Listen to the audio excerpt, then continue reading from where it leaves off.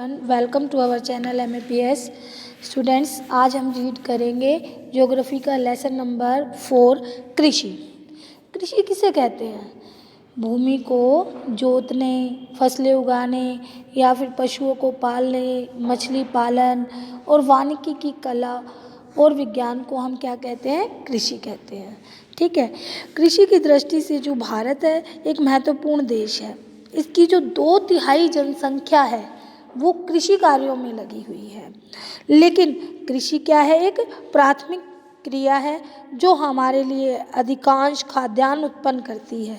खाद्यान्नों के अतिरिक्त ये विभिन्न उद्योगों के लिए हमें कच्चा माल भी प्रदान करती है। इसके अतिरिक्त कुछ और उत्पाद जैसे कि चाय है, कॉफ़ी है, मसाले हैं, इनका भी हम क्या करते हैं? निर्यात करते हैं। अब हम कच्चे माल पर आधारित कृषि के प्रकारों के बारे में जानते हैं। ये आप खुद बताएंगे हमें कि कच्चे माल पर आधारित उद्योग कौन कौन से हैं। अब हम बात करेंगे इन कृषि के प्रकार के बारे में कि कृषि को कितने प्रकारों में बांटा जा सकता है। कृषि हमारे देश की प्राचीन आर्थिक क्रिया है। आर्थिक का मतलब धन से संबंधित अर्थ। ठीक है। पिछले हजारों वर्षों के दौरान भौतिक, पर्यावरण, प्रौद्योगिकी और सामाजिक सांस्कृतिक रीति रिवाजों के अनुसार खेती करने की जो विधियां हैं उनमें भी परिवर्तन हो गया है। जीवन निर्वाह कृषि से लेकर वाणिज्य खेती तक कृषि के अनेक प्रकार हैं। जीवन निर्वाह का मतलब होता है अपने जीवन के निर्वाह के लिए की गई कृषि, और वाणिज्यिक कृषि का अर्थ होता है व्यापार के उद्देश्य से की गई कृषि। ठीक है। अब हम जानेंगे कि प्रारंभिक जीविका निर्वाह कृषि किन क्षेत्रों में की जाती है। जीवन निर्वाह कृषि भारत के कुछ क्षेत्रों में अभी भी की जा रही है। प्रारंभिक जीवन निर्वाह कृषि में क्या होता है, किस प्रकार की ये कृषि होती है? इसमें भूमि के एक छोटे से टुकड़े पर जो प्राचीन औजार हैं जैसे कि लकड़ी के हल हैं या खुदाई करने वाली छड़ी है, ठीक है, इससे की जाती है।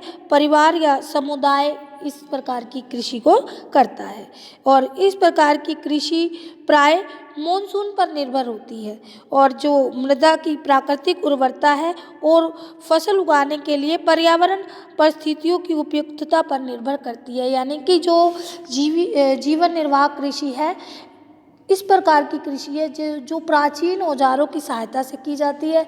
इसमें किसान अपने परिवार की मदद से भी भूमि के छोटे से टुकड़े पर फसलें उगा लेता है और मेन वो डिपेंड करता है मॉनसून पर कि जब वर्षा होगी तब इस प्रकार की फसल पैदा की जाएगी।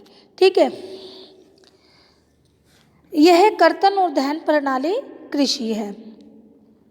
इसमें किसान क्या करता है? जमीन के छोटे से टुकड़े साफ करके उन पर अपने परिवार के भरण पोषण के लिए अनाज और अन्य खाद्य फसलें उगाता है। जब उस मिट्टी की उर्वर शक्ति खत्म हो जाती है तो किसान उस भूमि के टुकड़े से स्थानांतरित हो जाते हैं। स्थानांतरित मतलब ये होता है कि उस भूमि को छोड़ देते हैं और दूसरे स्थान पर चले जाते हैं। और कृषि के इस प्रकार के स्थानांतरण से क्या होता है, जो मिट्टी की उर्वर शक्ति है वो प्राकृतिक क्रियाओं द्वारा दोबारा होने लगती है, क्योंकि किसान उर्वरक और अन्य खाद्य तकनीकों को तो वो प्रयोग कर नहीं रहा होता है। इसलिए इस प्रकार की जो कृषि होती है उसकी उत्पादकता भी बहुत कम होती है। देश के विभिन्न भागों में जो ये कृषि है इसे कई नामों से जाना जाता है। जैसे उत्तर पूर्वी राज्य है। उत्तर पूर्वी राज्य कौन से होंगे? जैसे असम है, मेघालय है, मिज़ोरम है, नागालैंड है। ये भारत के उत्तर पूर्वी राज्य हैं और उसमें इस कृषि को झूम कृषि के नाम से जाना जाता है। मणिपुर में इसे पामलू के नाम से जाना जाता है और जो छत्तीसगढ़ का बस्तर जिला है या अंडमान निकोबार द्वीप समूह है उसमें इस प्रकार की कृषि को दीपा कृषि के नाम से जाना जाता है। अब बात करते हैं गहन जीविका कृषि की। गहन जीविका कृषि क्या होती है?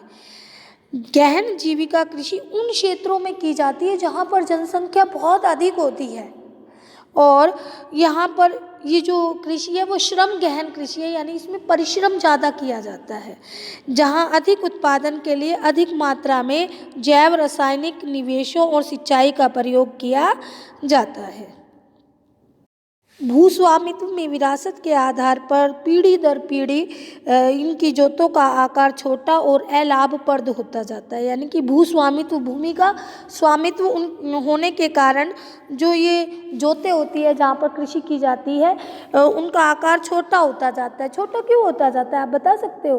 क्योंकि देखो जब परिवार बढ़ेगा तो वही जोतें ज़्यादा लोगों में विभाजित हो जाएंगी ना, तो इनमें क्या होता है, जोतों का आकार बढ़ता जाता है और किसान के पास वैकल्पिक रोजगार नहीं होता। अलाभप्रद किस लिए हो जाता है? देखो जब घर का परिवार बढ़ेगा तो लाभ है वो तो कम होगा ही होगा, वो बढ़ जाएगा उनके बीच, और किसानों के पास कोई विकल्प समझते हो ना, मल्टीपल चॉइस नहीं होती है, तो वो क्या करता है, सीमित भूमि में अधिक पैदावार लाने की कोशिश करते हैं और इसीलिए कृषि भूमि पर बहुत अधिक दबाव हो जाता है। नेक्स्ट आती है वाणिज्यिक कृषि। वाणिज्यिक कृषि कौन सी होती है? वो कृषि होती है जो व्यापार के उद्देश्य से की जाती है। इस प्रकार की कृषि के प्रमुख लक्षण क्या होते हैं? आधुनिक निवेश, जैसे कि अधिक पैदावार करने वाले बीज, रासायनिक उर्वरक और कीटनाशकों के प्रयोग से उच्च पैदावार प्राप्त करना होता है। कृषि के वाणिज्यकरण का स्तर विभिन्न प्रदेशों में अलग अलग होता है। उदाहरण के लिए देखते हैं जैसे हरियाणा है, पंजाब है, यहाँ पर जो चावल है वो वाणिज्य की फसल है, लेकिन उड़ीसा में वहाँ की जीविका फसल है, यानी कि हरियाणा और पंजाब में चावल की खेती की जाती है तो व्यापार के उद्देश्य से की जाती है, लेकिन उड़ीसा में रहने वाले लोग अगर चावल की खेती करते हैं तो उनका मुख्य खाद्य पदार्थ ही चावल है, ठीक है, वो व्यापार के उद्देश्य से नहीं, अपने जीवन निर्वाह हेतु चावल की कृषि करते हैं। रोपण कृषि भी एक प्रकार की वाणिज्यिक कृषि है। इस प्रकार की खेती में लंबे चौड़े क्षेत्र में एकल फसल उगाई जाती है। रोपण कृषि उद्योग और कृषि के बीच एक अंतराप्रस्थ है और रोपण कृषि व्यापक क्षेत्र में की जाती है, जो जिसमें क्या ज़रूरत होती है, अत्यधिक पूंजी की ज़रूरत होती है, श्रमिकों की ज़रूरत होती है, और इससे क्या होता है, इस प्रकार की कृषि से सारा जो प्राप्त उत्पादन होता है वो उद्योगों में कच्चे माल के रूप में प्रयोग किया जाता है। ठीक है, भारत में जो चाय है, कॉफ़ी है, रबड़ है, गन्ना है, केला है, ये क्या है, मुख्य रोपण फसलें हैं। और असम और उत्तरी बंगाल में चाय, कर्नाटक में कॉफ़ी मुख्य रोपण फसलें हैं। इस प्रकार आपने क्या जाना कि रोपण कृषि किस प्रकार की कृषि है? एक प्रकार की वाणिज्यिक कृषि है। इस प्रकार की कृषि लंबे चौड़े क्षेत्र में की जाती है और उसमें केवल एक ही फसल उगाई जाती है, ठीक है, और इसमें अत्यधिक पूंजी और श्रमिकों की ज़रूरत होती है, और जो इस प्रकार की कृषि होती है उससे जो भी उत्पादन होता है वो उद्योगों में कच्चे माल के रूप में प्रयोग किया जाता है। और भारत में चाय, कॉफ़ी है, रबड़ है, गन्ना है, केला है, ये सब कौन सी फसलें हैं? रोपण की फसलें हैं। इसीलिए इसके विकास में परिवहन और संचार साधन से संबंधित उद्योग और बाजार भी महत्वपूर्ण योगदान देते हैं। किसमें? रोपण कृषि में। नेक्स्ट है अब हम बात करेंगे शस्य प्रारूप के बारे में। हमने भारत की भौतिक विविधताओं और संस्कृतियों की बहुलताओं के बारे में जाना है, और जो ये बहुलताएं हैं हमें देश की कृषि पद्धतियों और शस्य प्रारूपों में भी दिखाई देती हैं। इसीलिए जो हमारे देश में बोई जाने वाली फसलें हैं उनमें अनेक प्रकार के खाद्यान्न, रेशे वाली फसलें हैं, सब्जियां हैं, फल और मसाले इत्यादि शामिल हैं। भारत में 3 शस्य ऋतुएं हैं। कौन कौन सी हैं वो? रबी, खरीफ और जायद की फसल। कौन सी? रबी, खरीफ और जायद की फसल। जो रबी की फसलें होती हैं उनको शीत ऋतु में अक्टूबर से दिसंबर के मध्य बोया जाता है और ग्रीष्म ऋतु में अप्रैल से जून के बीच में काट लिया जाता है। आपको ध्यान से समझना है। जो रबी की फसल है उसे शीत ऋतु में अक्टूबर से दिसंबर के बीच बोया जाता है और ग्रीष्म ऋतु में अप्रैल से जून के बीच काट लिया जाता है। तो रबी की फसलें कौन कौन सी है? गेहूँ है, जौ है, मटर है, चना है, सरसों है, ये सब रबी की फसलें हैं। हालांकि ये जो फसलें हैं देश के विस्तृत भागों में बोई जाती है, जैसे कि पंजाब, हरियाणा, हिमाचल प्रदेश, जम्मू कश्मीर, उत्तराखंड, उत्तर प्रदेश। और गेहूं और अन्य रबी फसलों के उत्पादन के लिए महत्वपूर्ण राज्य है। इसका मतलब क्या हुआ? गेहूं है जो वो कौन सी फसल हुई? रबी की फसल है। ठीक है। इन फसलों के अधिक शीत ऋतु में जो वर्षा होती है पश्चिमी विक्षोभों से, वो इन फसलों के अत्यधिक उत्पादन में सहायक होती है।